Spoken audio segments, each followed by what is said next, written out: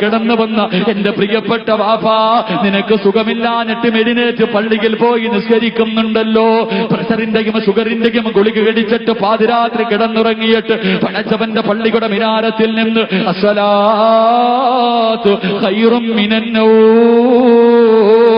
അള്ളാന്റെ പള്ളിയിൽ നിന്ന് വിളി കേൾക്കുമ്പോ ചാടി എഴുന്നേറ്റ് പച്ചവെള്ളത്തിൽ ഒതുവെടുത്തിട്ട് വേച്ച് വേച്ച് പള്ളിയിൽ പോയി നിസ്കരിക്കുന്നത് വെറുതെയല്ല ഉപ്പാ, നീ കഷ്ടപ്പെടുന്നത് വെറുതെയല്ല, നിനക്ക് കിട്ടുന്ന പ്രതിഫലം പറയട്ടെ.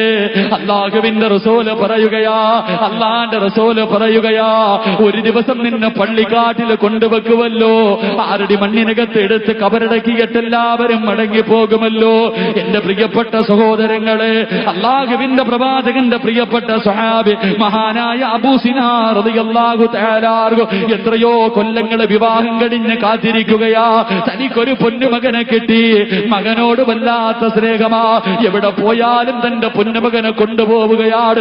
അവസാനം അബൂ സിനാർ റളിയല്ലാഹു തആല അൻഹു പ്രായമായി രോഗിയായി കിടക്കുകയാ, പ്രായമായി രോഗിയായി കിടക്കുകയാ.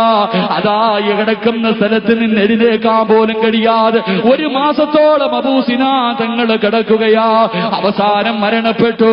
മയ്യത്ത് കുളിപ്പിച്ച് കഫം പൊതിഞ്ഞ് പള്ളിയിൽ കൊണ്ടുപോയി നിസ്കരിച്ചിട്ട് 6 അടി മണ്ണിനകത്തേക്ക് മയ്യത്ത് കബറടക്കിയിട്ട് എല്ലാവരും പോവുകയാ, എല്ലാവരും മടങ്ങി പോവുകയാ. പക്ഷേ അബൂ സിനാനെന്ന് പൊന്നുമോ മടങ്ങുന്നില്ല.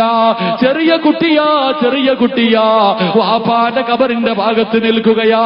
എല്ലാവരും ചോദിച്ചു, സിനാനെ എന്തിനാടാ ഇവിടെ നിൽക്കുന്നത്?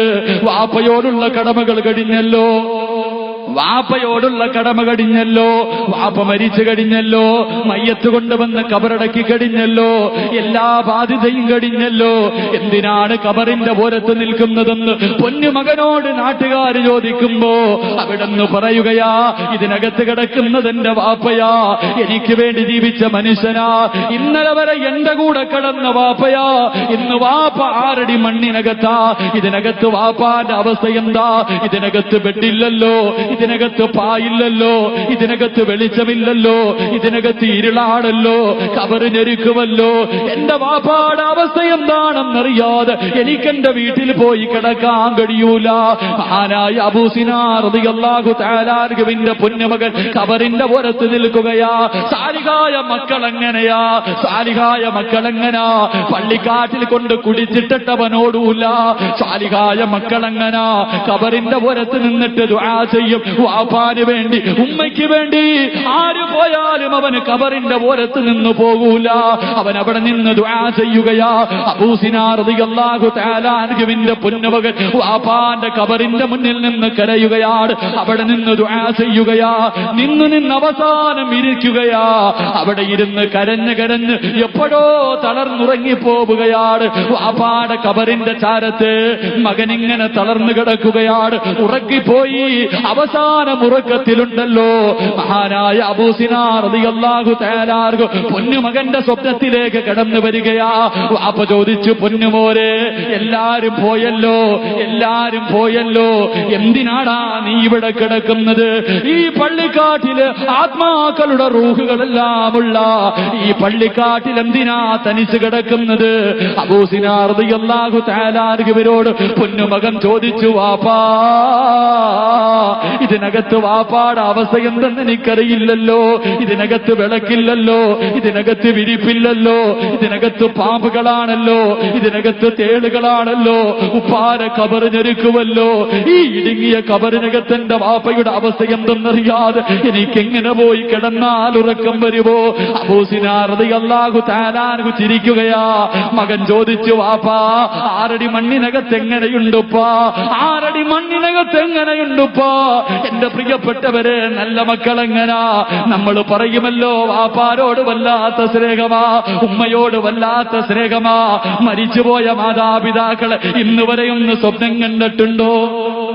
എന്റെ പ്രിയപ്പെട്ടവരെ, മാതാപിതാക്കളെ വല്ലാതെ സ്നേഹിക്കുന്നവരാ. സ്വന്തം ഉപ്പ മരിച്ചിട്ട് കൊല്ലങ്ങളായി.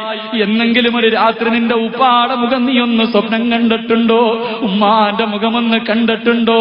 അബൂ സിനാർ റളിയല്ലാഹു തആല അൻഹുവിന്റെ പൊന്നുമകൻ ഖബറിന്റെ പുറത്ത് കിടന്ന് വാപ്പയോട് ചോദിച്ചു, ഉപ്പാ എങ്ങനെയുണ്ട് വാപ്പാ? 6 അടി മണ്ണിനകത്ത് എങ്ങനെയുണ്ട് വാപ്പാ? അവിടുന്ന് ചിരിച്ചുകൊണ്ട് പറയുന്നു, മോനെ എന്നെ ഇതിനകത്ത് കൊണ്ടുവച്ചപ്പോ എന്നെ ഖബർ ഞെരുക്കിയത് എങ്ങനെയെന്നറിയുമോ? എടാ, ഉമ്മ കുഞ്ഞിന്റെ തലയിൽ തലോടുന്നത് പോലെ, എന്റെ പെറ്റുമ്മ എന്നെ കെട്ടിപ്പിടിച്ച് ചുംബനം തരുന്നത് പോലെ ഖബർ ഞെരുക്കി മോനെ. ഞാൻ കിടക്കുന്നത് തറയിലല്ലടാ, ഞാൻ കിടക്കുന്നത് തറയിലല്ല പൊന്നുമോനെ, സ്വർഗത്തിലെ സ്വർണത്തിന്റെ വിരിപ്പിനകത്താ. എന്ത് വെളിച്ചമെന്നറിയുവോ? എന്റെ കാലിന്റെ ഭാഗത്ത് സ്വർഗം ഇങ്ങനെ തുറന്നു കാണിക്കും മോനെ.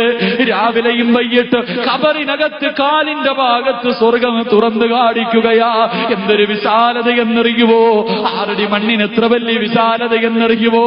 അബൂ സിനാർ റളിയല്ലാഹു തആല അൻഹു 6 അടി മണ്ണിനകത്ത് പള്ളിക്കാട്ടിൽ പെങ്ങളെ ഇതിനകത്ത് കുടിച്ചിട്ടിട്ടുണ്ട് പൊന്നുമോളെ. ഒന്ന് നോക്കു പെണ്ണ്, ഒന്ന് നോക്കു പെണ്ണ്.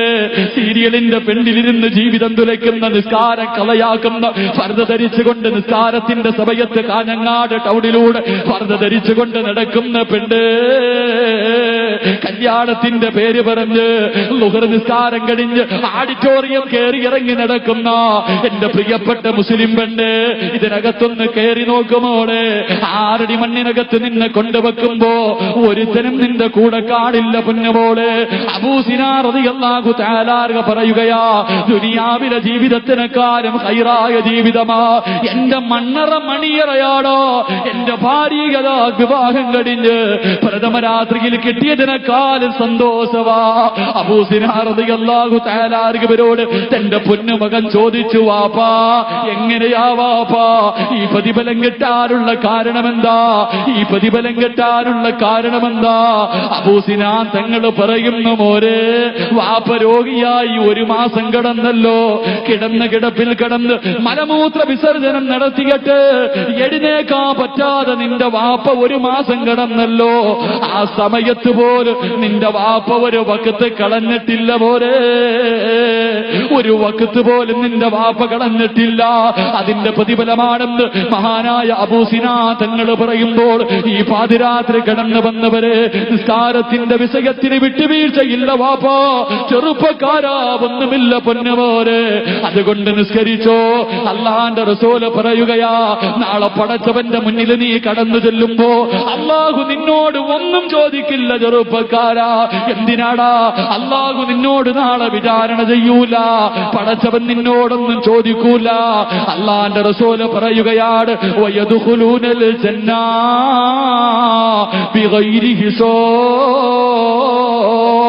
നാളെ ഇവിടത്തെ പള്ളിക്കാട്ടിൽ നിന്ന് ഖബറിന്റെ മുകളിൽ എഴുന്നേറ്റ് 1000 കൊല്ലം ഇരുന്നിട്ട് നീ എഴുന്നേറ്റ് പടച്ചവന്റെ മുന്നിൽ ചെല്ലുമ്പോ ഇവിടുന്ന് പട്ടിയുടെയും പന്നിയുടെയും കഴുതയുടെയും പേപ്പട്ടിയുടെയും പിന്താരങ്ങളിൽ കൊടികുത്തി വെച്ച് ഇടഞ്ഞും നടന്ന് ഉഹുദ് മലയോളം വലിപ്പമുള്ള വയറ് വലിച്ചുകൊണ്ട് കുഷ്ഠരോഗികളെ പോലെ നാളെ പടച്ചവന്റെ പരലോകത്തേക്ക് ഈ പാതിരാത്രി ഒരുമിച്ച് കൂടിയ ജനങ്ങളിൽ പലരും 41 കോലത്തിൽ കടന്നു വരുമ്പോ പൊന്നുമോരെ, ഇവിടത്തെ പള്ളിയിൽ നിന്ന് പന്നിയുടെ കോലത്തിൽ എഴുന്നേറ്റ് വരുമ്പോ ഖബറിന്റെ മുകളിൽ എഴുന്നേറ്റിരുന്ന് തലയുടെ മുകളിലുള്ള പച്ചമണ്ണ് തട്ടിക്കളഞ്ഞിട്ട് പടച്ചവന്റെ മുന്നിലേക്ക് കടന്നു ചെല്ലുമ്പോ അല്ല നിന്നോട് പറയുമടാ, വയദ്ഖുലൂനൽ ജന്നാ, ആ കാണുന്ന സ്വർഗം നിനക്കാ, ആ കാണുന്ന സ്വർഗം നിനക്കാ.